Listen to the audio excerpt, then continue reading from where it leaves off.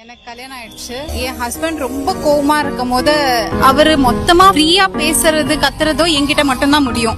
வேற யார்கிட்டயும் அவ்வளவு ஃப்ரீயா பண்ண முடியாது. அம்மா கிட்ட பண்ணா அம்மாவும் தப்பா நினைச்சுப்பாங்க, அப்பா கிட்ட பண்ணாலும் அவரும் கொஞ்சம் ஃபீல் பண்ணுவாரு. தம்பி தங்கச்சி கிட்ட அவ்வளவு பண்ண முடியாது. பட் வைஃப்ன்றவ அவகிட்ட எவ்வளவு நல்லா ஷேர் பண்ணாலும், அழுதாலும் இல்ல கஷ்டமா இருந்தாலும் சொன்னாலும் இல்ல கோவப்பட்டாலும் அவ அட் லாஸ்ட் அவ தான் புரிஞ்சுக்க போறா. அதேதான் கேர்ள்ஸ்க்கும். ஹஸ்பண்டும் இப்ப நான் யார்கிட்டயாவது சண்டை போட்டேன்னா அவங்க நான் பேசாம போனேன்னா அவங்க எங்கிட்ட திருப்பி பேசுவாங்களான்னு கேரண்டி இல்ல. பட் ஹஸ்பண்ட் என்னதான் நான் சண்டை போட்டாலும் ஒரு 1 hour அப்புறம் அது நடந்த மாதிரி அவரும் ஃபீல் பண்ண மாட்டாரு, நானும் பண்ண மாட்டேன். அது நார்மல் ஆயிடும். சோ அவ்வளவு ஃப்ரீடம் நான் ஹஸ்பண்டுக்கு கொடுத்தாதான் அவர் என்கிட்ட நல்லா பிஹேவ் பண்ணி எங்களோட ஃபியூச்சர் இது நல்லா இருக்கும். அதை நான் யோசிக்காம அந்த நேரத்துல கத்திருவேன். நானும் அவரை புரிஞ்சிக்காம கத்திருப்பேன். அப்புறமா நான் ரியலைஸ் பண்ணும் போது யோசிக்கும் போது இல்ல நான் அதை பண்ணிருக்க கூடாதுன்னு நிறைய வாட்டி ஃபீல் பண்ணிருக்கேன். இந்த அண்டர்ஸ்டாண்ட் ஆனதுக்கு அப்புறம் யோசிக்கும் போது எப்படி வந்துருச்சு?